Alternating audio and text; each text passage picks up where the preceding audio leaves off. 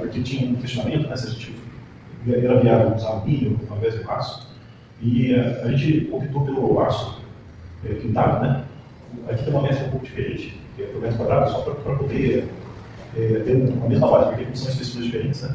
Para ficar uma base comparativa. Então, o aço pintado ficou competitivo em relação ao milho, mas isso exigiu a gente ir ao limite, né, das espessuras. Então, basicamente a estrutura ela é composta de chapa de milho e zero. Então, quando a gente fala das cabines suplementares, a gente já espera de que depende que todo mundo já entenda a função da cabine suplementar, que é ampliar o espaço interno do caminhão, né? E aqui a gente trouxe alguns pontos, né?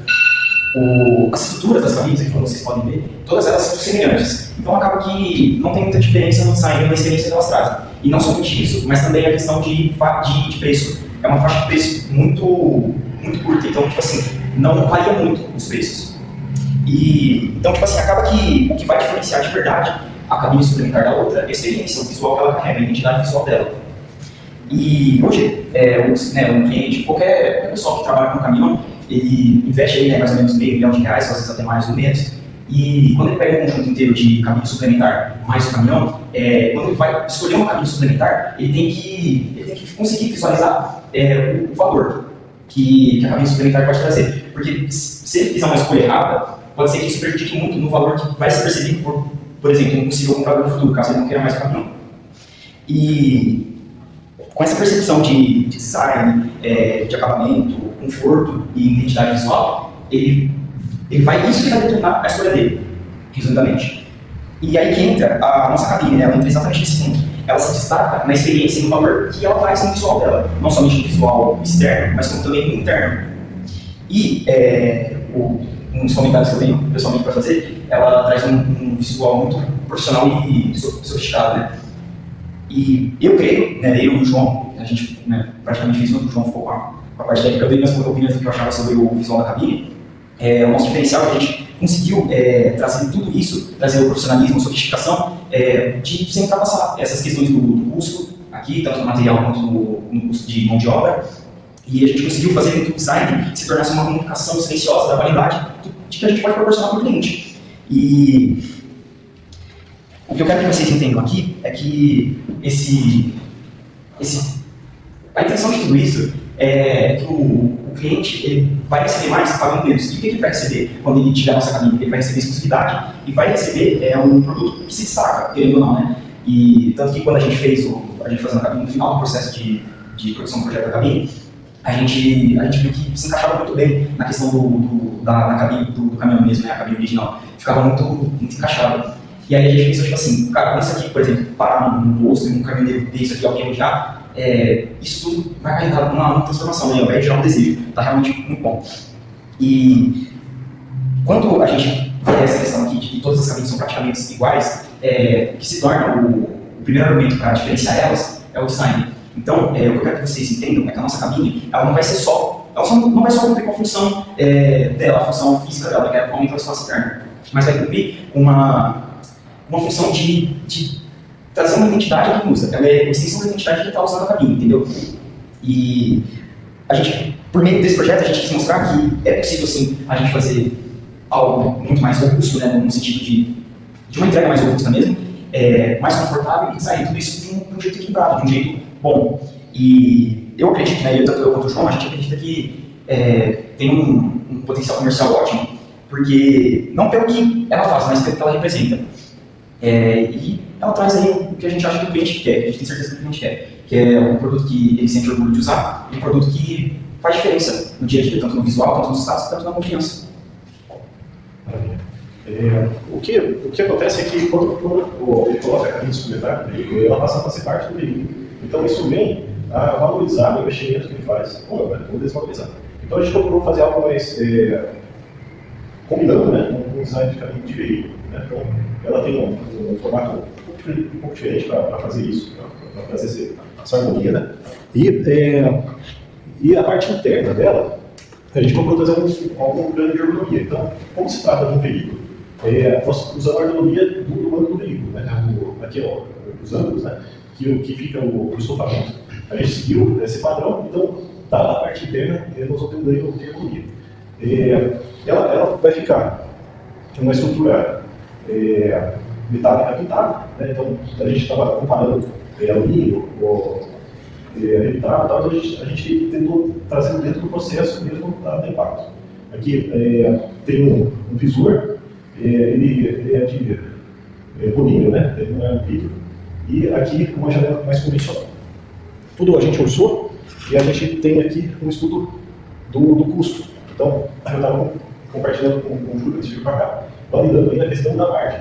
Então, nós garantimos a margem de 32% dentro do preço de 23 mil. O mercado oscila, né, de 22 mil a 28. Então, a média é em torno de 25 para a cabine de 4 lugares. Dentro da faixa do mercado do trabalho, ainda permitia margens maiores. Os custos, né, são principalmente componentes internos. Aqui tem um ABC, né, estrutura, porte, obra, pintura, e aqui destaca a parte de estofamento, então um custo relativamente significativo da cabine, o climatizador. O climatizador ele tem um opcional de ar-condicionado, vou mostrar para vocês. Então, item a item, o custo a gente avaliou para poder garantir, né, que a gente tivesse margem dentro desse produto. A mão de obra aqui é um componente para a gente avaliar. Esse valor ele equivale aproximadamente a 1/10 de um tanque. A ideia é que a gente trabalhar com lote mínimo de produção. E, se, por exemplo, a gente vai falando de um lote de 10 peças, basicamente fazer 10 cabines seria o equivalente a fazer um tanque. Então, em termos de mão de obra. Esse assunto cabine suplementar, né, ele vem da legislação pelo contrato, e ele, como estava dizendo, ele altera, né, o documento do veículo, que passa a ter uma nova formação e exige um CAT. A legislação ela não é dedicada à cabine, não tem nenhuma legislação que fale especificamente dos critérios de cabine, né, a não ser que não deve ultrapassar 9 pessoas, né, então o máximo pode ser 6 pessoas. Então, por isso, teria duas versões, uma de 4 e outra de 6 pessoas, né, 6 lugares. Os demais eles são filiais. Aqui, o pessoal que faz, né, a documentação, pelo fato de você ter um âmbito, teria que ter um cinto aí. Esse item, cinto de segurança, é o item que mais envolve a legislação. Então, ele é o desafio aí da homologação, é o cinto de segurança. O que a legislação não exige? Né? Não exige que a cabine seja resistente a um acidente. Então, se você tiver um acidente, a cabine colapsar, não tem problema nenhum, desde que o cinto de segurança não escape. É isso que fala, na verdade, a legislação. Eu acho que é falha, né? É frustrante, né, ver isso daí, mas se a gente construir uma cabine que seja resistente ao capotamento, nós não temos problema no custo. Então, a legislação teria que se adequar para que os fabricantes se adequassem também, porque isso vai ter impacto no custo. Uma coisa que a legislação traz lá, que é a limitação e sustentação externa, eu vou colocar aqui o que as resoluções trazem. Né? Então, na questão de iluminação externa, né? A gente tem uma iluminação interna, né? Então, mas a externa ela é opcional. Então, isso está bem claro na resolução, sendo opcional, né, dentro da largura que a cabine abrange. Então, como é opcional, a gente não incluiu no custo do projeto. E as faixas refletivas, né, também a gente entende que é opcional porque na legislação não fala que tem que ter. Na verdade, a legislação não fala de cabine. Então, o que se aproxima mais de uma cabine é um baú. Né? Então, só que se a gente não dá para usar o mesmo parâmetro do baú na cabine. Então, a interpretação aqui é que na cabine não é exigido isso. Seria opcional. Esse produto, né, ele permite principalmente fazer vendas conjugadas. Então você vende um produto e agrega a cabine. Né? Também permite a gente trabalhar com outros linhas de produto. Por exemplo, esse equipamento eletricitário é para transporte do poste, né? O Júlio já havia me passado ele faz sentido com a cabine. Né? É um equipamento simples, pode entrar no nosso portfólio e ele faz essa venda junto com a cabine. Né? Outro exemplo aqui, o nicho, das concessionárias, faria sentido com a cabine também, nessa questão do conjugado. Isso se aplica a vários produtos. Por exemplo, o Júlio comentou de uma negociação que ele está fazendo, era oficina, um pipa aqui. A cabine, ela é uma estrutura monobloco junto com as portas, tudo completo aqui, não passa de 500 quilos. Então, ela traz aí uma facilidade de transporte, né, de locomoção da estrutura. A gente avaliou, né, a resistência para validar a espessura de 0,9. Só que essa espessura de 0,9, ela não pode ser usada na parte frontal da cabine. Essa parte nós não mais claro, porque ela geraria problemas, né, com a força que o vento faz na hora de deslocamento do veículo. Mas onde essa força não tem uma atuação tão alta, né, que é a parte traseira e superior, a gente já usou que essa azul mais escuro é a espessura 19. Nas demais aqui é o meio, e estruturalmente aqui no banco eu tive que usar 3 milímetros e na escada já é uma espessura maior. E a montagem com o chassi. Né?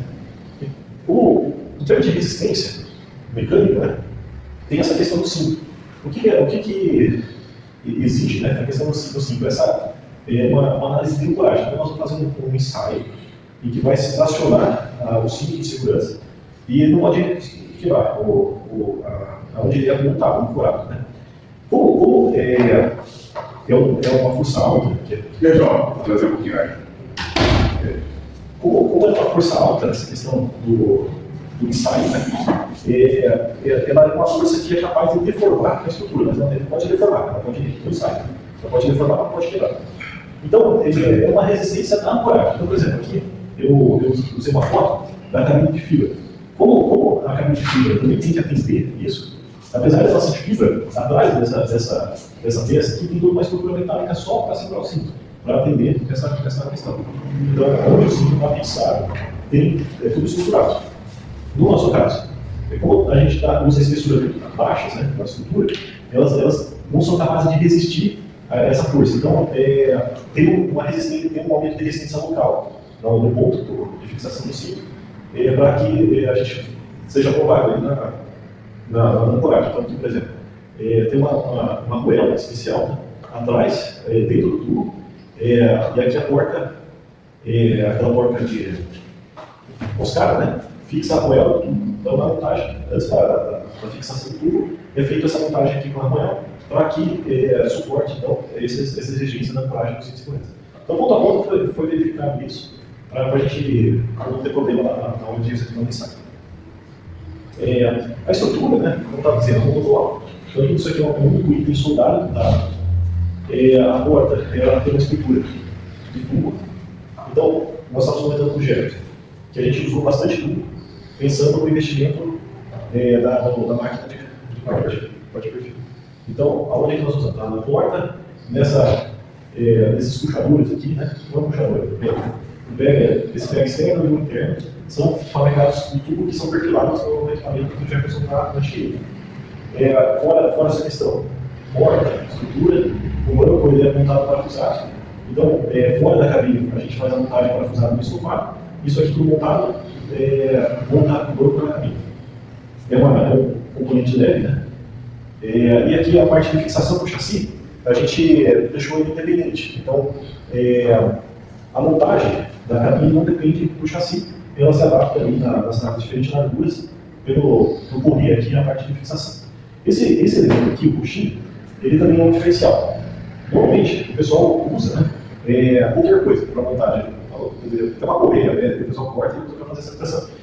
Funciona do ponto de vista de compensar a montagem. Então, você dilui ali as folgas da montagem. Mas na hora que o veículo estiver trabalhando, ele não ajuda em nada na questão de amortizar, né, o efeito do solo. Na cabine, o caminhão tem coxinho, né? Então a gente procurou trazer o mesmo conceito da cabine do caminhão para a cabine suplementar. Foi montada sobre esse coxinho. Por exemplo, a IC, que é uma cabine, dentro delas é uma cabine mais técnica, né? Ele usa uma bolacha, que o problema dela é que ela varia muito a resistência, quer dizer, é uma peça assim como técnica, então às vezes ela vai ter uma característica, outras vezes outra característica. Aqui a gente usou uma peça mais técnica que mantém a questão funcional. Então isso deve trazer uma função de conforto a mais para o operador. Dentro dos opcionais, o ar-condicionado ele tem um custo significativo, né? Lembrando que o custo da cabine toda é R$10.000. Então o custo do ar, esse aqui não tem fabricação nacional, é chinês. Aí são duas opções aqui. Comprar no distribuidor nacional ou fazer importação direta. Aqui, na importação direta, realmente a gente tem que encher um container para trazer isso aqui de lá. Então, Aqui a gente procurou estimar os custos dessa importação para fazer uma comparação. Né? Aqui eu deixei o preço do climatizador, claro, para a gente ver que realmente é um opcional. Não é um opcional que é tão vendido, né? Porque normalmente o pessoal adiciona de pelo menos R$6.000, né, no preço. No mínimo R$6.000 adicionado no preço. Outro opcional aqui, eu não sei se vai fazer sentido para a gente, mas é possível trabalhar com o estofado com couro natural, né? Então dá uma opção de couro, né? Não tem no veículo, a gente poderia fazer isso na cabine. É um aumento significativo, né? R$1.500 a mais, né? Mas ele optando por um banco de couro, né? Aí ele poderia escolher tanto a cor do couro quanto a textura aqui. Aqui são algumas variações que a gente poderia fabricar dentro desse opcional. E outro opcional seria a cor da cabine. Fala que é opcional, porque se a gente produzir ela mais estoque, ela estaria dentro de uma cor padrão. Então, aqui eu não coloquei, né, mas poderia ser algo que adicionasse algum valor no preço. E a película e a lanterna, não é um item caro, a lanterna e a película está dizendo que não precisava. Mas ele adiciona também mão de obra, né? Você tem que colocar isso, colocar aquilo. No caso da lanterna, ele ainda tem um acabamento, porque ela é instalada com mais externa, então você tem escorreria, essas coisas, então gera essa questão do acabamento. O que a gente tem que investir, além do custo de protótipo, a gente tem um ensaio. Nós fizemos uma só cotação, que não é mais barato. R$13.000 ficaria o ensaio. Ele vem aqui, como o ensaio do para-choque, bem parecido. Você reforça lá, a estrutura, não sei o que, R$13.000. Eu não sei quanto que é o custo de documentação que o escritório passou para você. E esse aqui é uma ideia de ferramental, porque algumas fixações, a maioria é soldado, né? Mas algumas fixações parafusadas, a gente usa o rebite, porque você não tem muito acesso aos pontos ali, então exigiria o rebite. E aqui é mais automático, né? Outra coisa que a gente estava por conta aqui é montar um protótipo de uma data ali, mas o Júlio acho que está querendo antecipar isso. Não dá para antecipar. Eu digo para não antecipar. Vamos ver se não dá. Você não tem homologação, tem jeito de comprar. Não convém um negócio para ele, não tem. Esse momento não tem que fazer, realmente, não pode colocar. Aqui tem uma ideia de fevereiro para a gente entregar, né, o caminho. A gente fez uma estratégia de incluir o Carlos na equipe, o Carlos e o Fernando, para ajudar no parte de detalhamento. E aí a gente precisava acertar uma ideia de prazo para a produção de protótipo. O Júlio estava de fazer terceirizado, aí uma questão de planejamento. Aí uma questão só para ferramental, tem que ver o corte logo, porque tem que ver o detalhe depois do desenho técnico. Mas tem bastante recorte aí de logo que eu acho que vai ter que desenvolver também.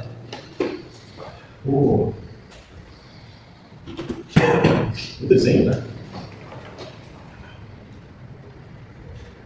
Então, por exemplo, uma peça como essa aqui. E ela tem esse formato de caixa, né? A gente procurou sempre, no máximo, ter uma única dobra, né? Poderia, por exemplo, ter um recurso a mais aqui de fechamento, mas a gente tentou deixar as peças com no máximo uma dobra nesse sentido da caixa, né? Fazer um fechamento de caixa. Nisso, eu não sei se a gente gerou muita complexidade, mas aí teria que analisar essa peça para ter certeza disso. Vou pegar um exemplo aqui da peça superior dela. Também, olha, essa aqui é um pouco mais simples. Né? E fora a questão de chapa dobrada, tem os tubos, né? Então, a estrutura aqui tem todos esses reforços com tubo. Essa aqui é aquela questão do perfilamento, né? Então, assim, eu acredito que a gente não gerou grandes desafios de produção. A não ser, claro, essa questão de trabalhar com chapas finas, né, que vai exigir uma regulagem de solda, né, esse fechamento do remoto, vai exigir uma atenção da solda diferente para essa estrutura. Vai ficar com tanto de recorte que está aí, vai ficar todo marcado. Marcado na sua solda. Porque essa é ponto 9, então se você tem ponto de solda, você vai ficar com as portas, tem um monte de reforço. Ela vai ficar marcada. Então a gente está tentando tirar reforço para não marcar, porque mesmo baixando o tirar, né, isso depois vai ter que ter a parte de fundaria, né? O que você está dizendo é assim? Você reforçou com o perfil, certo? Sim. Vai ter solda. Vai ter solda. Então aqui a gente tem um perfil soldado, né? Perfil soldado, e vem com a chapa e essa chapa sobe no perfil, aí marca onde... Onde vai ter os cordões, né? Eu esqueci de ponto de solda para ter o mínimo possível. Deixar no ponto 5. Essa aqui é 0,9. Você vai ter que criar, na verdade, talvez dispositivo. Daí, como eu falar, para poder tentar criar um pouco essa tensão. Porque senão, assim, ó, nas portas hoje convencionais, a gente já tem essa questão de marcar, né? E até de entrenar, que é o ponto 5. Tá? Então, tem que fazer realmente o protótipo, ver as deficiências, as necessidades de melhoria da construção. Que vai ter um desafio, sim. E até o tempo de execução. Então, a gente está estimando isso daí, né? É uma questão de 10 vezes menor que o tanque, né? Mas é isso aí, Desculpa, eu não entendi. isso aí você dá uma só porta interna, como é que é isso? Tem uma chapa de 0,9 aqui, né? Certo, interno. Também. Tem que deixar ela transparente aqui, cara. Mas essas duas Então, partilhas. você não pode, esse interno vai marcar e fora da com você? Ele tá? Poderia até, no caso, arrebentar o próprio aço também. O ACM, o aço, a diferença ali é que o ACM vai ser já pintado e ele tem uma espessura maior. Então, para ter a resistência que a gente precisa é essa espessura de 0,3, né? Poderia que assim, você constrói essa estrutura tubular. Sim. E com o revestimento de ACM que você pode doar. Sim. Tá? Sim. Achar o fornecedor já cortado. Mas aí, às vezes, tem também fazer a chave soldada. Hoje existe adesivos. Até está testando com a plaquinha de identificação. Perfeito. Até vai fazer teste de tração para ver quanto. Também tem, inclusive, agora. Porque assim, ela 0,9 até não sei. Porque na verdade essa chave não vai ver também. Yeah. Resistência. Tá tudo Não, é tudo, você está estrutural. Sim, mas agora tem duas dúvidas. Isso aí, beleza, eu faço a chave no palco e quando as dificuldades e certo. A questão do banco, ele pode ser banco do interesse. Sim. Vamos ver aqui, né? Apesar de ser isso, e a maioria é assim, a única diferença que tem, né, de todos eles, claro, é a questão do imposto de cabeça, que normalmente o pessoal usa no imposto de cabeça de carro, veículo mesmo, e a gente fez uma extensão aqui interesse. Mas todos eles têm a opção de ter isso, e o individual é um opcional, eles usam um grupo de olho, uma coisa montada ali, só que tem um custo maior, eles compram por esse opcional. Mas, do ponto de vista apesar de ser interesse, do ponto de vista de ensaio, a gente tem que ensaiar com cada ponto que vai ficar o operador, um ensaio diferente. Como se fosse 4 bancos mesmo. Tem 4 pontos de fixação do ciclo. Né? Então, não tem problema sem ter isso, a maioria é. E o teste do cinto de segurança é individual. Aqui, depois com um tubo e outro tubo. Assim. Então, cinto 3 pontos. Não há uma exigência de ser um cinto 3 pontos. Mas todos os concorrentes usam 3 pontos, então eu nem abri essa possibilidade. Só que ele faz 3 pontos, né? Ele gera um problema estrutural, ele tem um ponto a mais de fixação, mas está resolvido essa questão. Eu acho que no detalhamento das peças, na hora que a gente começar a detalhar, vai conseguir dar uma enxugada em pontos de solda aí. Eu vejo assim que esse formato que você montou aí, dessas dobras, depois no detalhamento consegue dar uma reduzida nesses pontos aí, onde vai ter a possibilidade de aparecer alguma coisa de retoque e funilaria. Essa janela frontal aí, angular, fornecer bem, infelizmente, isso. Ela não é limpa, né? Ela é um acrílico. Tem o pessoal da Faqui, o pessoal da Faqui me passou. Eu estava vendo aqueles armários da Patris, ele me passou um contato da empresa que faz as janelas para eles lá. Sim, e aí eles têm essa. A gente está com várias cotações, tanto dessa janela quanto dessa aqui. Ela fica bem mais rápida do que uma janela mesmo, né? Então a gente conseguiu uma redução de custo aqui, né? O fato de ser dobrado, né, não é um problema para o acrílico. A única coisa é que o processo de dobra é um processo a quente, tá? Ele tem que aquecer e dobrar. Isso aí é uma coisa. E é um risco, não fica opaco. Olha, vai ter. O acrílico é menos resistente do que o vidro para a questão de ficar opaco. A gente está usando aqui um acrílico que ele é foguete, ele é um pouco escuro. Isso vai atenuar o problema. Mas, por exemplo, depois de alguns anos, 5, 10 anos, pode ser que ele perca a característica, uma cor diferente. Mas, assim, a gente está mostrando aqui e vai resolver, não vai ficar ruim com o tempo. Né? E a fixação dele na cabine é só um quadro de chave, tá? É só montagem. Aqui, tanto a janela quanto o acrílico, você tem que passar uma vedação, que é guarnição. A guarnição a gente usa na porta, não está mostrando aqui no desenho, mas é a mesma guarnição do comboio. Já aqui, ele usa aquela tipo silicone, que eu esqueci de colocar, para fazer vedação. Né? Não tem muito mistério. Essa janela aqui ela é a janela de motorhome. E da maneira que é feito o motorhome, é feito aqui também, mas ó, depois você o climatizador, né? Ele tem um reservatório de água, né? Porque ele funciona tanto com a ventilação quanto com a aspersão de água. Então tem um ponto de fixação dele. Ele é montado aqui na extremidade aqui para você poder acessar, né? O ponto de você abre aqui para encher de água. Então não deveria estar do lado. Aqui ele está do lado do motorista, né? Você acha que está do lado? O acesso mais fácil. Ok. Vou fazer essa alteração. As portas vai para trás. Não, essa aqui é usada lá no comboio. Não, sim, mas Posicionamento da abertura. Desculpa, não entendi. a abertura lá, a direção a choque traseiro ou a cabine? Ou depois que a mulher está ali, a cabine está ali na frente, a nesse lado está bem para trás. Está vindo para trás. E eu segui o. Mas esse tipo de caminho.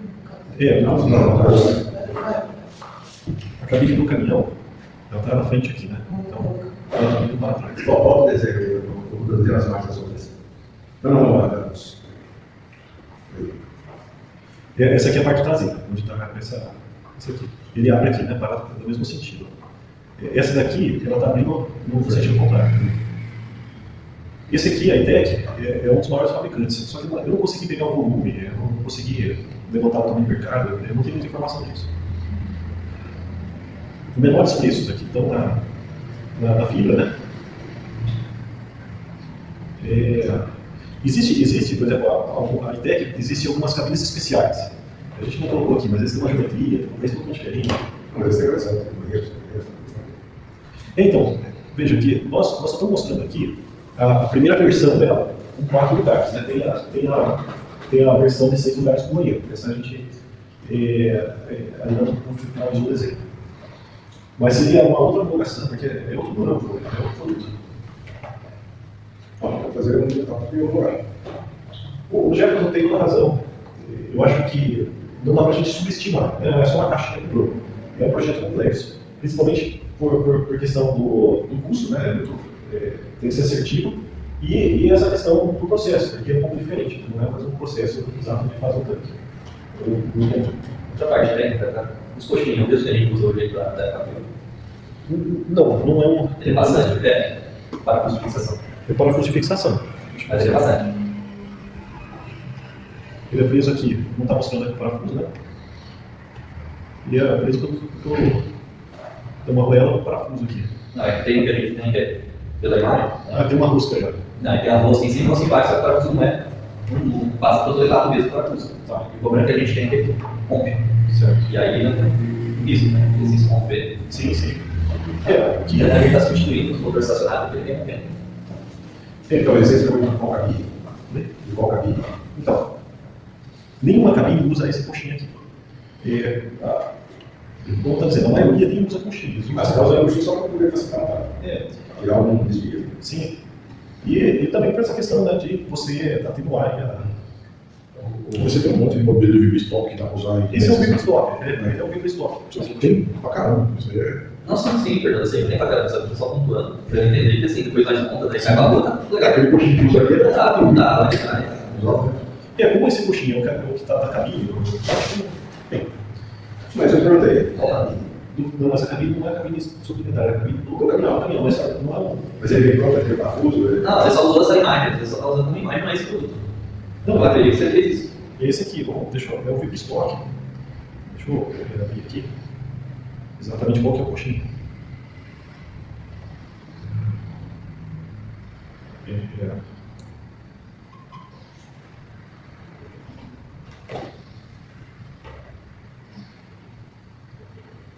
Eu acho que o que você usa lá é esse aqui. Parecido, só que ele tá um diâmetro maior.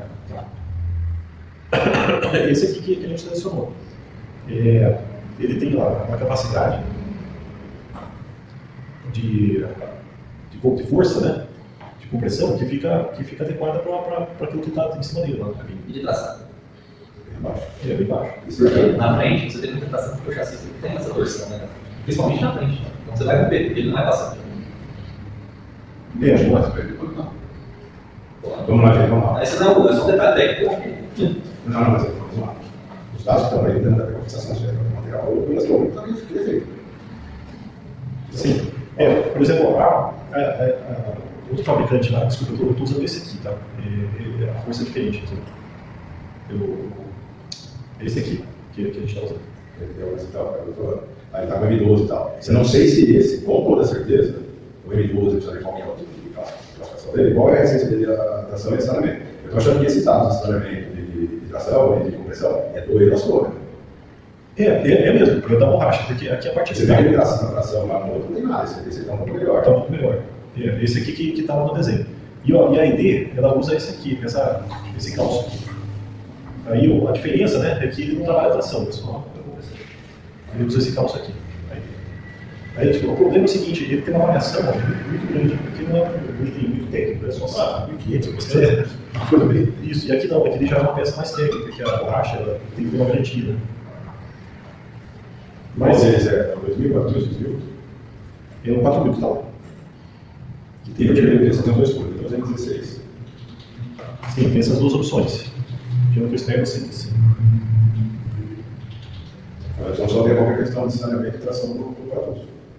De fixação. Então, o parafuso, eu verifiquei a questão da resistência do parafuso. Agora, a questão do parafuso soltar, por exemplo, aí eu já... Aquele sistema do plástico prêmio, não dá bom. Também. Não, é só corrigir. Não, sim, o que eu falo, não é nem parafuso, aqui a própria borracha, ela tem uma chave. Sim. E ela descola. Ela solta o componente, então onde está fixo, o parafuso fica lá. Mas eu não sei, agora se for comprar isso vai ressecar, não tem. Aí quando está, como é que você substitui energia da cabine? Talvez você possa colocar isso quando você vai absorver a vibração. Bem, só que aí você não absorve torção. A cabine tem que ter essa. Se vocês sugerem substituir então esse coxinho por um plástico clean, como eles usam esse calço só, o que você sugere? A minha sugestão, qualquer coisa que você coloque, se seja calço, não tem necessidade de substituição. Se ele pegar tal, ele não tem que interferir nada. No caso do coxinho, não. Você tem que pegar aquilo. Entendi. Então, assim, não, tem que ser um item que nunca vai dar problema. Não, mas você toca, né? Aí isso aí você vai comprar. Não sei qual é a probabilidade desse não tem. Aonde que esse equipamento vai trabalhar, qual tipo de agressividade, como é que é a questão de exposição, o material, os caras vão ele sabe que o pessoal não depois nenhum, né? A minha preocupação é isso aí, voltar. Normalmente, coxinha, você está dentro de um espaço relativamente fechado, todo momento. Porque isso aí, você está com TPS, aí você tem umidade, você tem sol, como vai pegar, temperatura que vai estar da transmissão, que vai estar em cima. Então essa borracha você não vai degradar. Perfeito. A temperatura para você fazer a substituição tem que tirar a cima. Sim. Vou corrigir isso. Além dessa questão do coxinho, né? Pela questão da resistência, né? Da durabilidade. Tem alguma outra peça que vocês avaliam para a gente já fazer a substituição? Essa peça é construída. Na parte que eu vejo da técnica visual, ele tem um recorte com uma estética, né, para diferenciar dos outros clientes, né? Esse recorte frontal. Sim. Na hora de a pessoa entrar e vai muito baixo, vai encontrar muita dificuldade. A cabine não permite a pessoa ficar à vontade lá em pé. Não, sim, concordo. Mas assim, o chão está bem à frente, ó. Se você notar, ele não diminui significativamente o espaço interno. É uma coisa bem à frente ali. Então aí o gordo aí. Já chegou. Não dá pra. Para a altura já.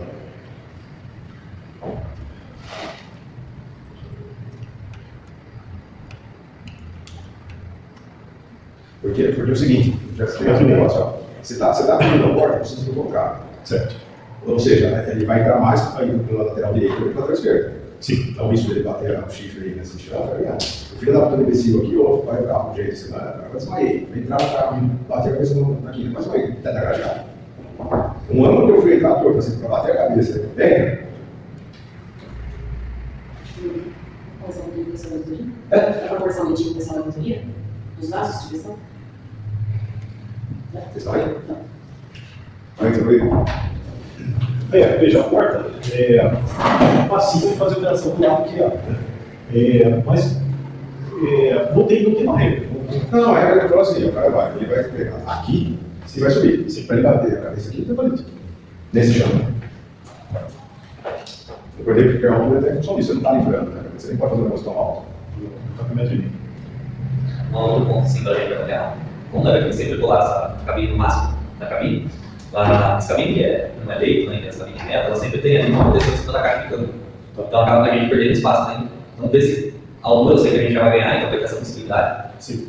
Ele não tá, a gente não colocou ajuste de altura aqui, tá? Dentro deles traz, né? Sim, só, sim. só tem um ajuste do cavalinho. Porque senão ele acaba, se a gente fosse selecionar muito para trás, então, daí a distribuição de carga que o implemento está atrás acaba às vezes ficando prejudicada. Entendi. Ó, você entendeu? Aqui mandou o aluno que está batendo através da alavanca de câmbio, porque é muito baixo. Muito baixo. Assim, olha. Aí isso é obrigatório, tá? Tem que contar, tem que analisar. Quando a gente está nesse ponto, a gente tem resposta. Ah, sim. Eu acho que é uma vantagem do protótipo, a gente vai acabar enxergando mais coisas. Mas